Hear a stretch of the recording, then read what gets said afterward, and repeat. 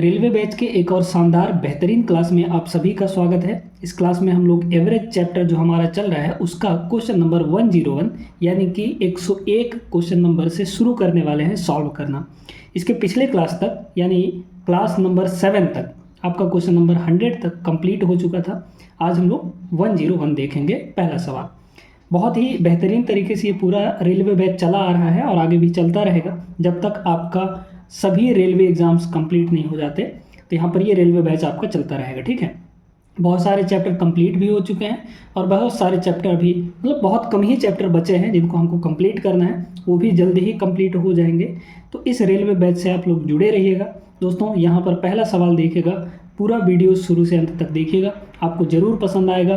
तरीके पसंद आएंगे, ट्रिक्स पसंद आएंगे, कॉन्सेप्ट पसंद आएगा, ठीक है। पहला सवाल, यदि सप्ताह के पहले 4 दिनों का औसत 39 डिग्री सेल्सियस था और सप्ताह का यानी पूरे 7 दिन का यहाँ पे 40 डिग्री था, ठीक है, तो सप्ताह के अंतिम 3 दिनों का औसत तापमान क्या होगा। अब इसको आप बेसिक से बनाएंगे तो क्या करना पड़ेगा, गुणा भाग करना पड़ेगा। यानी 3 दिनों का टोटल 4 दिनों का यहाँ पे तापमान निकालेंगे टोटल। फिर आप देखेंगे कि सभी 7 दिनों का टोटल कितना होगा, तो 7 × 40 करेंगे। इस तरीके से आपको ऐसे नहीं करना है, तरीका बताते हैं। देखिएगा यहाँ पे क्या बोला गया कि शुरू के 4 दिन जो थे वहाँ पे जो औसत तापमान था वो 39 डिग्री सेल्सियस था, ठीक है। बाकी के 3 दिनों का हमको नहीं पता, यही तो फाइंड करना है ना। और ओवरऑल जो यहाँ पे था, ओवरऑल को यहाँ पे लिख लीजिए, ये 40 डिग्री सेल्सियस के बराबर था, है ना। अब यहाँ पर ये देखिए कि ये जो 40 है, जो हमारा पूरे ओवरऑल जो है वो 40 डिग्री सेल्सियस से हमारे 4 दिन का औसत कितना कम है। तो 40 से ये कितना कम है, तो आप कहेंगे कि 1 कम है, यानी -1 है, ठीक है। अच्छा, ये तो हुआ एक दिन में इतनी की कमी। एक दिन में 1 डिग्री सेल्सियस की कमी है, तो टोटल यहाँ पे कितने दिन है, 4 दिन है। तो 4 दिन में कितने की कमी हो जाएगी भाई, एक दिन में 1 की कमी, तो 4 दिन में 4 × 1 यानी कि -4 हो गया, ठीक है, -4 हो गया। तो यहाँ पर 4 दिनों में टोटल यहाँ पे -4 की कमी हो गई, है ना। अब ये बताइए कि यहाँ पर 3 दिनों में कितने की कमी होगी। 3 दिनों में हमको कमी निकालनी है ना, मतलब पर डे भाई। ओवरऑल में यहाँ पे -4 की कमी हो गई, तो हमको ये देखना है कि एक दिन में कितने की कमी होगी। एक दिन में कितने की कमी होगी यहाँ से, तो 3 को डिवाइड कर दीजिए इससे, सीधे सीधे आपको 3 से डिवाइड कर दिए। 3 से डिवाइड कर देंगे तो ये आ जाएगा -1 और पॉइंट फिर हो गया 10, तो 3 और 3 ये आता जाएगा। अब औसत में मतलब एक दिन के टेम्परेचर में अगर देखा जाए तो इतने की कमी है, तो उसको लेवल में लाने के लिए हमको क्या करना पड़ेगा, इन 3 दिनों का औसत इतना बढ़ाना पड़ेगा भाई। इतने की कमी है औसत में, तो इतना बढ़ाना पड़ेगा इन 3 दिनों का एवरेज, है ना। तो यहाँ पर ये पहले 40 था और अब कितना करेंगे, जोड़ देंगे इसमें 1.33 यानी 41.3 के आसपास आ जाएगा। ऑप्शन नंबर डी करेक्ट होगा। बहुत अच्छा सवाल था, उम्मीद करते हैं समझ में आ गया होगा। तरीका बस देखना है आपको, इसी तरीके से इस टाइप के सवालों को आप लोग कलेक्ट करेंगे। आगे चलिए अगले प्रश्न में। अब देखिएगा इस सवाल को। अब इस सवाल में आप कोई ट्रिक ना लगाएं तो ही अच्छा है, ट्रिक में आप कंफ्यूज हो सकते हैं। बेसिक तरीके से लगाइए, आसान सा सवाल है, बन जाएगा बेसिक से भी। एक मैकेनिक की सप्ताह के पहले 4 दिनों की औसत कमाई यहाँ पे 18 रुपये। पहले 4 दिन में पर डे वो 18 रुपये कमा रहा है। तो पहले 4 दिन मान लीजिए कि हम लोग संडे से शुरू कर रहे हैं ना, तो संडे, मंडे, ट्यूसडे और वेंसडे, इन 4 दिनों की टोटल कमाई कितनी हो जाएगी बताइए। तो टोटल अगर देखा जाए तो भाई पर डे औसतन वो 18 रुपये कमा रहा है, तो 4 दिन में कितना कमाएगा, 18 × 4 72 रुपये। तो इन 4 दिनों में टोटल कमाई उसकी 72 रुपये हो गई। और कह रहा है आखिरी के 4 दिन, भाई आखिरी के 4 दिन कौन होंगे, यहाँ पे टोटल भाई 7 दिन ना होते हैं, 7 दिन ही होते हैं, लेकिन यहाँ 4 और यहाँ 4, तो ऐसे तो करेंगे तो 8 दिन हो जाएगा, लेकिन ऐसे नहीं करना है आपको। यहाँ पे वेंसडे से शुरू करना है ना, वेंसडे, थर्सडे, फ्राइडे, सैटरडे, ठीक है। तो वेंसडे, थर्सडे, फ्राइडे और यहाँ पे सैटरडे, इनका टोटल कितना हो जाएगा। आखिरी के 4 दिनों में 22 रुपये कमाता है पर डे औसत कमाई, तो 4 दिन में टोटल कमाई कितनी हो जाएगी, 22 × 4 88 कमाई हो जाएगी, है ना। अब ये बोला गया कि यदि चौथे दिन 20 रुपये कमाता है, यानी वेंसडे के दिन 20 रुपये कमाता है, तो पूरे सप्ताह के लिए उसकी औसत औसत कमाई कितनी होगी, है ना। तो ये देखिए कि यहाँ पर हम लोग क्या कर सकते हैं, यहाँ पे क्या चीज़ें कॉमन है। तो कॉमन आपका दो ही चीज़ है ना, दो ही चीज़ कॉमन है। तो जब दो ही चीज़ कॉमन है तो क्या कर, सॉरी एक चीज़ कॉमन है ना। तो जब एक चीज़ कॉमन है तो आप इनको दोनों जोड़िए, दोनों जोड़ेंगे तो क्या होगा, यहाँ पे संडे एक ठो, मंडे एक ठो, यहाँ पे ट्यूसडे एक ठो, है ना, ट्यूसडे एक ठो और वेंसडे। अब जोड़ेंगे तो वेंसडे वेंसडे दो ठो वेंसडे, थर्सडे फ्राइडे सैटरडे, दो ठो वेंसडे हुआ, ठीक है, दो ठो वेंसडे हुआ। तो एक ठो वेंसडे को हमको माइनस करना पड़ेगा और वेंसडे की कमाई दी गई है 20 रुपये, ठीक है। तब पूरे सप्ताह का भाई सबको जोड़ेंगे तो सारे दिन एक एक आ रहे हैं, लेकिन वेंसडे आपका 2 दिन हो जा रहा है। तो यहाँ पर देख लीजिए कि यहाँ पे टोटल कितना हो जाएगा, यहाँ पे 8 2 10 8 7 15 160 हो गया। अब ये जो टोटल आया है, ये टोटल कमाई एक हफ्ते की है, लेकिन इसमें 2 वेंसडे जुड़ा हुआ है, तो एक वेंसडे को इसमें से निकालना पड़ेगा। एक वेंसडे को इसमें से निकाल दीजिए, यानी 20 रुपये इसमें से निकाल दीजिए, तो कितना बचा, 140 बचा, ठीक है। अब ये हुआ पूरे सप्ताह की टोटल कमाई। पूरे सप्ताह की टोटल कमाई इतनी है, तो पर डे कितना होगा, 7 से इसको डिवाइड कर दीजिए तो एवरेज आ जाएगा, कितना होगा, 20 रुपये। इस सवाल का करेक्ट जवाब होगा। अच्छे समझ गए होंगे, वीडियो लाइक करते चलिएगा। इस क्लास में बहुत कम ही सवाल होंगे क्योंकि 108 तक ही इसमें लास्ट प्रश्न है ना। फिर इसके बाद हम लोग दूसरा चैप्टर स्टार्ट करेंगे। चलिए देखिए यहाँ पे अगला सवाल, बढ़िया सवाल है, आराम से बन जाएगा ये, इसमें कोई दिक्कत नहीं है। एक छात्र ने 5 अनिवार्य विषयों में 60% औसत अंक प्राप्त किए। तो यहाँ पर देखिए कि 5 विषयों में उसने औसतन 60% नंबर लाया। 60% का मतलब ऐसा समझ लीजिए कि 60 नंबर लाया, है ना।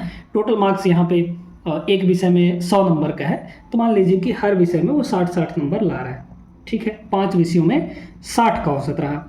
उसे 2 वैकल्पिक ऑप्शनल सब्जेक्ट्स में से प्रत्येक में समान अंक मिलता है, बराबर बराबर अंक मिलता है। यानी 2 और सब्जेक्ट हैं, 2 और सब्जेक्ट में जिसको वहाँ पर बराबर बराबर अंक मिलता है, ठीक है। अनिवार्य विषयों के अंकों में जोड़ दिया जाए, ठीक है, अनिवार्य विषयों के साथ जोड़ दिया जाता है, तो औसत जो है 4% कम हो जाता है, यानी 4 कम हो जाता है। ये बताइए कि अभी टोटल कितने सब्जेक्ट हो गए, 7 सब्जेक्ट, 5 और 2 जुड़ गया, है ना। 7 सब्जेक्ट जब हो गए तो औसत क्या हो गया, 4 कम हो गया। 60 था, 4 कम करेंगे तो कितना हो जाएगा, 56, ठीक है। अब आपको क्या चाहिए, आपको चाहिए प्रत्येक वैकल्पिक विषय में उसे कितने प्रतिशत अंक प्राप्त हुए। पहले ये बताइए कि यहाँ पर दोनों विषय में टोटल मिलाकर कितना नंबर मिला। अब ऐसे सवालों को कैसे करेंगे भाई, कुछ समूह यहाँ था, इसमें कुछ जुड़ा तो फिर कुछ हो गया, है ना। तो ये जुड़ने वाला है, तो जुड़ने वाले के लिए हम लोग कैसे करते हैं, x यानी जो नया जुड़ा है उसका टोटल अंक निकालने के लिए क्या करते हैं, पुराना वाला, क्योंकि जुड़ रहा है तो इधर से जुड़ा है, तो पुराना औसत लेंगे, यानी कि 60 को लिखेंगे। अच्छा, कितने सब्जेक्ट जुड़ रहे हैं, कितने जुड़ रहे हैं, 2, तो जितने जुड़ रहे होंगे उससे हम इसको मल्टीप्लाई करेंगे, ठीक है, प्लस। अब देखिएगा यहाँ पे, अब ये देखिए कि एवरेज आपका कम हो रहा है कि बढ़ रहा है, 60 से 56 हो रहा है, यानी कम हो रहा है। कम हो रहा है तो माइनस लगाएंगे, माइनस कितना कम हो रहा है, 60 से 56 हो रहा है, यानी 4 कम हो रहा है, 4 कम हो रहा है। और इनटू में कर देंगे टोटल कितने सब्जेक्ट हो गए हैं, टोटल मेंबर, है ना, जुड़ने के बाद। तो टोटल मेंबर यहाँ पे 7 हो गए हैं, तो ये हो गया आपका 7। 60 दूना 120, 120 में हम लोग 28 घटा देंगे, तो 128 में हम लोग क्या करेंगे, सॉरी 120 में से 28 घटाएंगे, तो 120 में पहले 20 घटाइए तो 100 पे आ गए, फिर 8 और घटा दीजिए तो 92 पे आ गए, यानी ये हो गया 92 नंबर, ठीक है। ये हो गया क्या, 92 नंबर। तो इन 2 विषयों में टोटल यहाँ पे 92 नंबर उसको मिला है, ठीक है। अब आपको एवरेज चाहिए, ठीक है। यहाँ पे औसतन प्रत्येक विषय में कितने अंक प्राप्त हुए, तो भाई ये कह रहा था ना कि दोनों जो ऑप्शनल विषय थे उनमें बराबर बराबर पाया है, तो इसको बराबर बराबर 2 भागों में बांट दीजिए। तो इस 92 को 2 बराबर भागों में बांट देंगे, 2 बराबर भागों में बांटेंगे तो 46 आ जाएगा, यानी 46% यहाँ पर नंबर होगा, ऑप्शन नंबर ए करेक्ट हो जाएगा।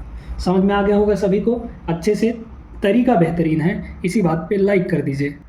देखिएगा अगला सवाल ये रहा, एक कक्षा में 8 लड़कों की औसत आयु a वर्ष है, यदि उनमें से s की औसत आयु b वर्ष है तो शेष लड़कों की औसत आयु कितनी होगी। अब इसको चाहे तो आप एलिगेशन से भी लगा सकते हैं, है ना, कैसे लगाते हैं सुनिएगा।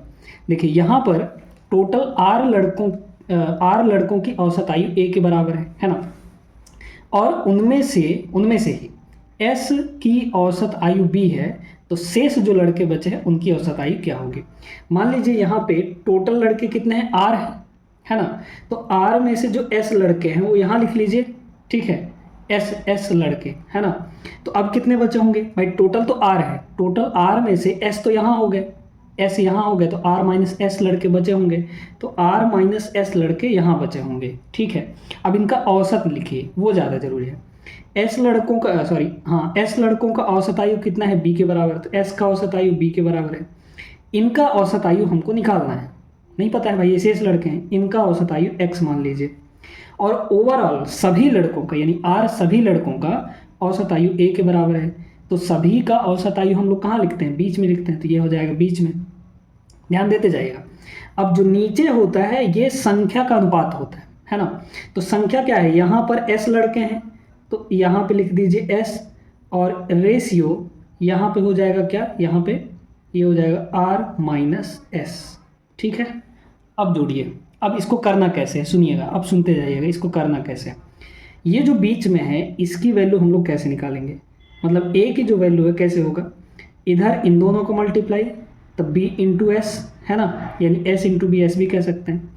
फिर करेंगे यहाँ पे प्लस इन दोनों को मल्टीप्लाई, तो प्लस में आपका इन दोनों को मल्टीप्लाई कितना हो जाएगा, ये हो जाएगा X into R minus S, ठीक है।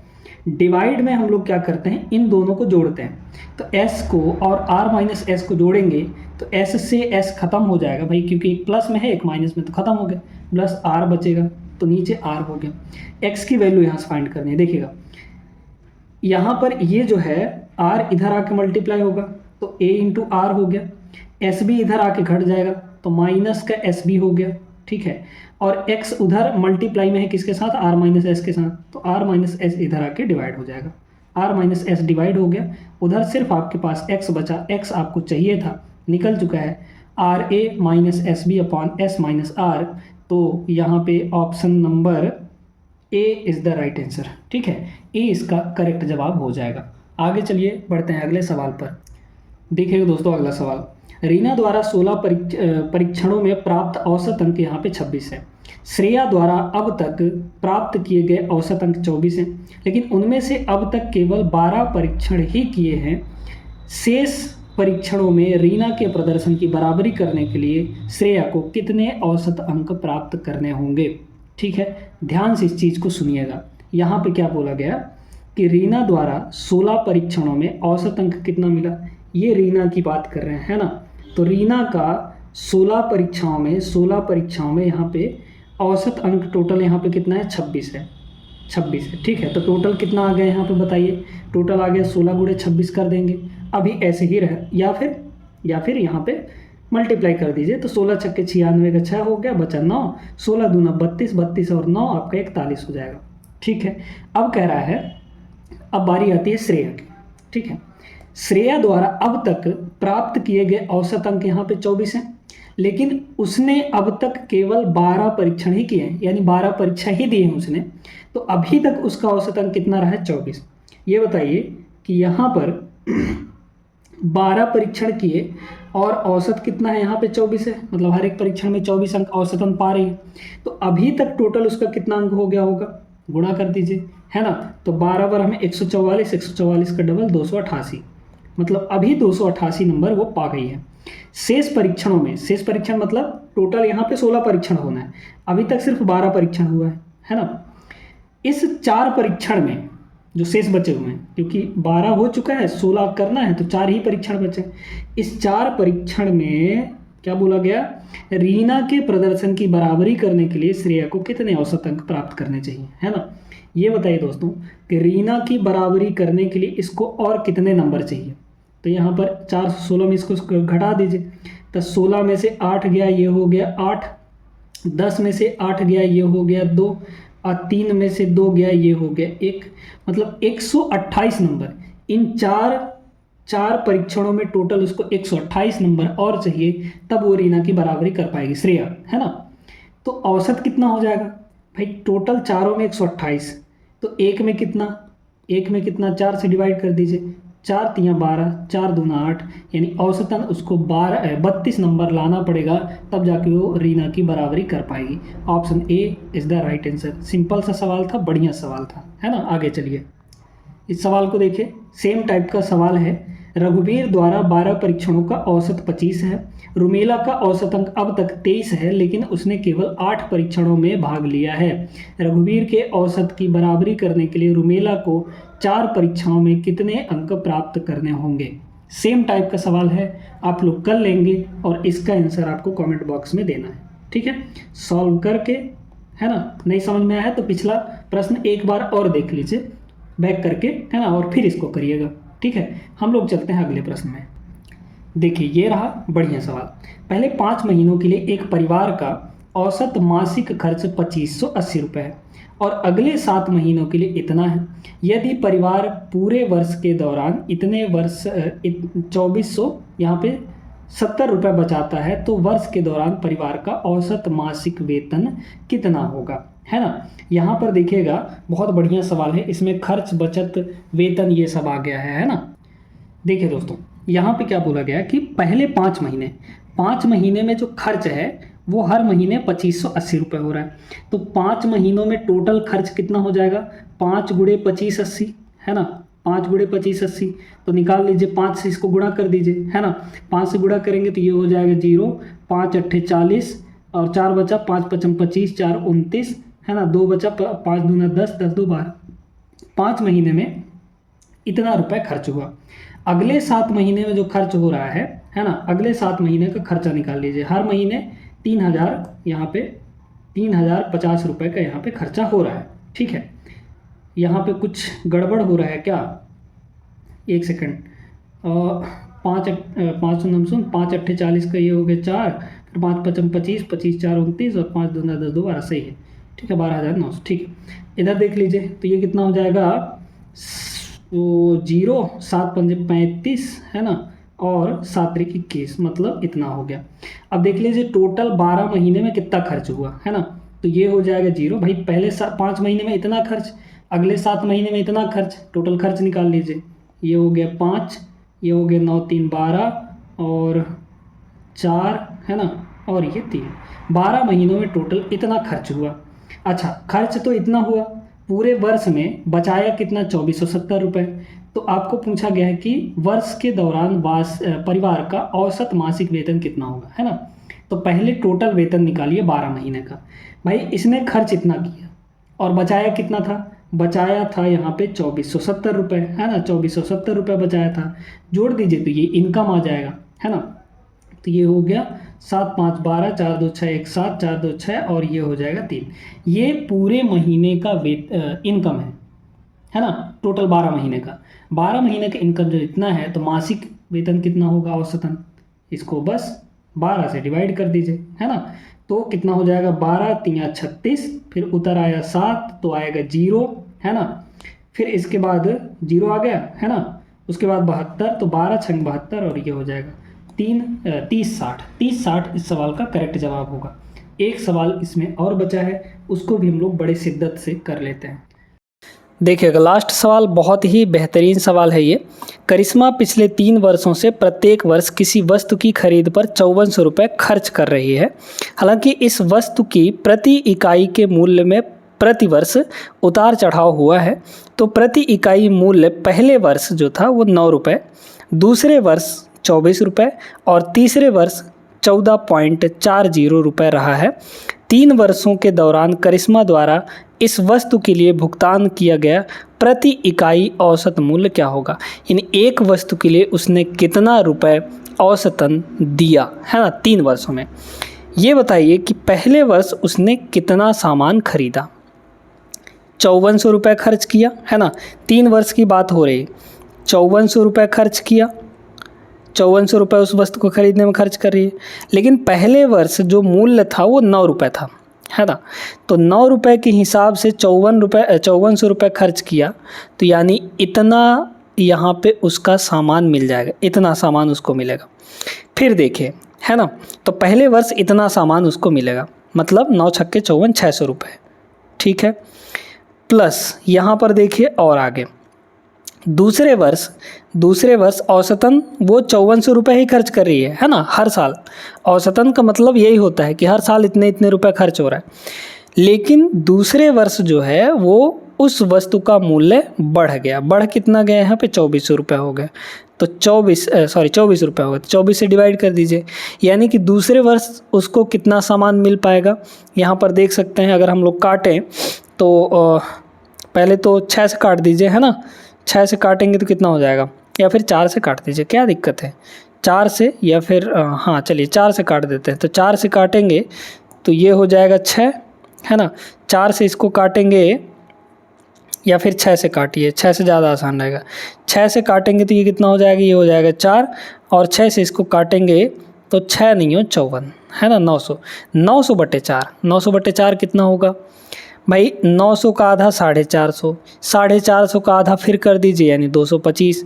तो मतलब यहाँ पर 225 हो गया, ठीक है। फिर यहाँ पर देखिए प्लस का। अब तीसरे वर्ष में उसने 5400 रुपये तो खर्च किया, है ना। 5400 रुपये यहाँ पर हुआ खर्च, लेकिन अब की बार जो मूल्य है वो 14.4 था। पॉइंट इसका हटाएंगे तो ऊपर एक जीरो लग जाएगा, ठीक है। काट दीजिए, 9 से काटिए, 16 नहीं हो 144, और 9 से इसको काटेंगे, 9 छक्के 54, यानी कि 6000 हो गया। 16 से और डिवाइड कर लीजिए, है ना।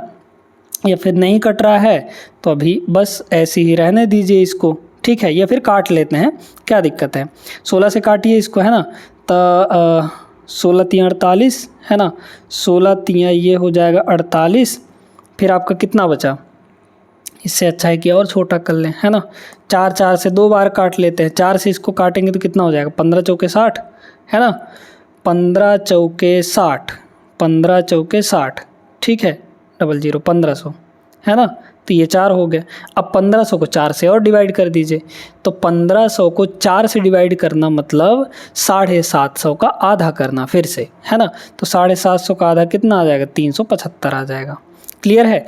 तो इन 3 वर्षों में टोटल इतना सामान यहाँ पर खरीदा गया है। अब क्या बोला जा रहा है कि यहाँ पे भाई देखिए टोटल है ना। टोटल इसको करेंगे तो कितना हो जाएगा?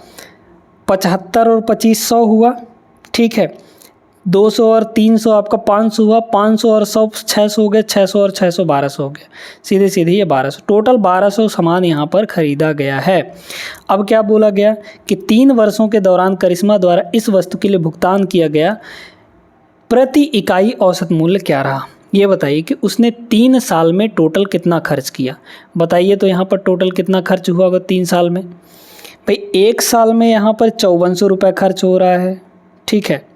तो 3 साल में कितना खर्च हुआ होगा, यहाँ पे 3 से गुणा कर दीजिए, डिवाइड में। अब प्रति वस्तु पूछा है ना, प्रति वस्तु।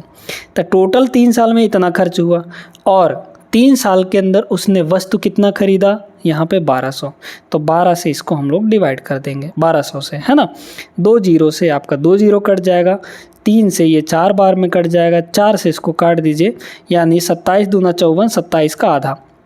27 का आधा करेंगे तो 13.50 रुपये इसका करेक्ट जवाब होगा, ऑप्शन नंबर डी। बहुत बढ़िया सवाल था दोस्तों, उम्मीद करते हैं समझ में आ गया होगा आपको, और इस वीडियो को लाइक कर दीजिए। अब आगे की क्लास में हम लोग अगला चैप्टर स्टार्ट करने वाले हैं, है ना। तो उन सभी वीडियोज़ को भी देख लीजिए जो हम पिछले सारे चैप्टर करवा चुके हैं, वहाँ से आपको बहुत ज़्यादा हेल्प मिलने वाली है। तो उम्मीद करते हैं कि ये सेशन आपको पसंद आया होगा। लाइक कर दीजिए वीडियो को, और चैनल को सब्सक्राइब किए बिना नहीं जाना है। मिलते हैं अगले क्लास में, तब तक के लिए जय हिंद।